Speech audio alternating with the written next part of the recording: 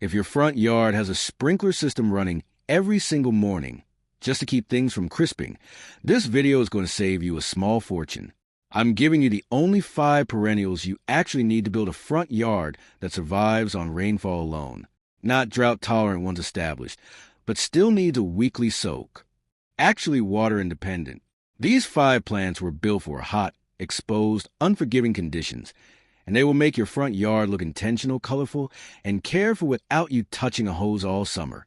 Stick around, because number 1 on this list is a plant most homeowners walk right past at the garden center, and it might be the single best decision you make for your yard this year.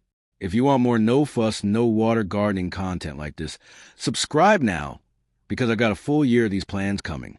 Let's get into it. Number 5, yarrow.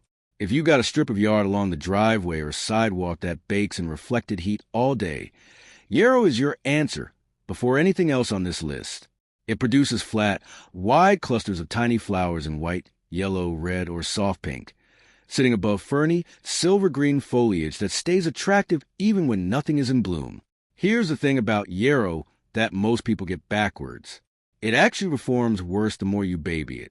Rich soil and regular watering make it floppy and short-lived. Poor, dry, gravelly soil is exactly where it wants to be, and it rewards you by spreading on its own through underground rhizomes, filling in bare patches without you lifting a finger.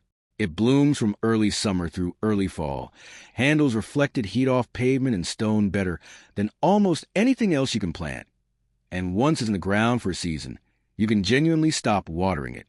It's also hardy across an enormous range of climates, from cold northern winters to scorching southern summers. So almost nobody is excluded from growing it. Full sun, minimal soil prep, and total neglect. That's the entire care manual. If it starts spreading further than you'd like, just divide it every couple of years, and every division becomes a free plant for another dry corner of the yard. Because it spreads so readily, one small starter plant along a hot front walk can turn into a sweeping drift within 2 or 3 seasons at 0 additional cost. Number 4, gaillardia, also called blanket flower. This is a plant that makes a front bed look like it belongs somewhere out west, even if you're nowhere close. The flowers are bold, warm-toned daisies, red and orange banded with gold, blooming from late spring all the way to the first hard frost. That's an enormous stretch of continuous color from one plant. Easily the longest bloom window of anything on this list. Gaillardia comes from open, sun-blasted prairie ground, so it was never expecting a sprinkler system to begin with. It wants lean, fast-draining soil, and it actually struggles if you give it rich soil or extra moisture, responding with weak, floppy growth instead of flowers. In some humid climates, individual plants only last 3 or 4 years. But here's why that doesn't matter for a no-water yard.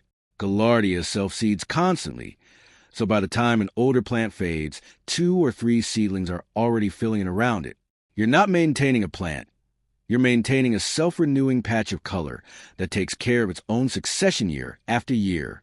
It also tolerates coastal wind and salt air, which rules out most other flowering perennials. So if your front yard takes a beating from weather, this one keeps performing regardless.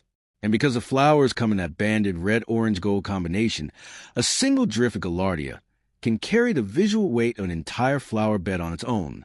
Full sun, minimal water after the first season, and it will outperform nearly everything else in the harshest, driest corner of your property.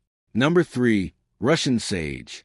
The first time most people see this in full bloom, they don't even register it as a flower at first. It reads more like a silvery blue haze sitting over the yard. The stems, foliage, and flower buds are all coated in this fine silvery down, and thousands of tiny purple-blue flowers cover the plant from midsummer into October. This is one of the most heat and drought-resistant perennials you can put in front of a house. It genuinely prefers poor, dry soil, and the only real way to kill it is overwatering or planting it somewhere with heavy, waterlogged clay. Cut it back hard in early spring, down to just a few inches, and it comes back full and bushy every year without any summer intervention at all. It also gives your front yard real structural height, often reaching 3 to 4 feet, and movement, which most low-water plants don't offer since so many dry climate species stay low and mounding. If your front bed feels flat or one-dimensional, this is the plant that adds motion and drama without ever needing a drop of extra water once it's settled in. It also happens to be one of the few plants on this list that deer and rabbits reliably avoid thanks to the aromatic foliage, which matters a lot if your front yard sees regular wildlife traffic. Pair it toward the back of a bed, with yarrow or gaillardia filling in front, and you get layered height without any watering schedule to manage. Number 2, sedum, sometimes called stonecrop. This plant is essentially a succulent that decided to live in a regular garden bed, and it behaves exactly like one. The thick, fleshy leaves store water directly inside them, which is why an established sedum can go weeks without rain in the middle of August and look completely unbothered. Through spring and summer, you get attractive blue-green or burgundy foliage that holds its shape and color on its own long before any flowers appear, which means it's actually pulling visual weight in your front bed for months before it even blooms. Then, right as the rest of your front yard starts looking tired and sun-bleached in late summer, sedum bursts into flat-top flower clusters in pink, rust, or deep copper, exactly when you need color the most. It thrives in poor, lean soil, and rich amended beds actually work against it, producing weak stems instead of the compact, upright form you want. Leave the dried flower heads standing through winter instead of cutting them back. They hold frost and snow beautifully and give your front yard genuine visual interest even in the coldest months, all from a plant that has never once needed you to water it. It's also one of the easiest plants on this list to propagate. A single broken-off stem pressed into soil will often root and grow into a new plant with no special effort at all. And that brings us to number 1, the plant that, if you only add one thing to your front yard this year, should be this one, agastache. Specifically the sunset tone varieties bred for hot, dry climates.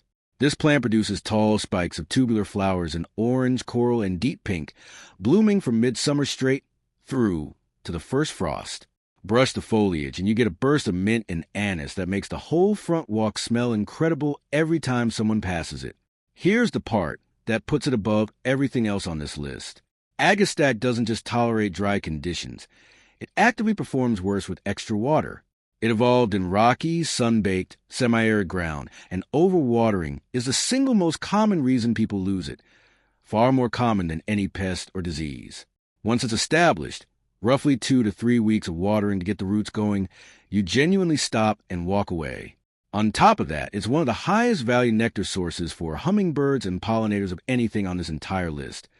So your zero waterfront yard becomes a wildlife destination at the same time, buzzing with activity from midsummer on. It's also one of the tallest plants on this list, which means it can act as a natural focal point right at your front entrance, drawing the eye the moment someone walks up.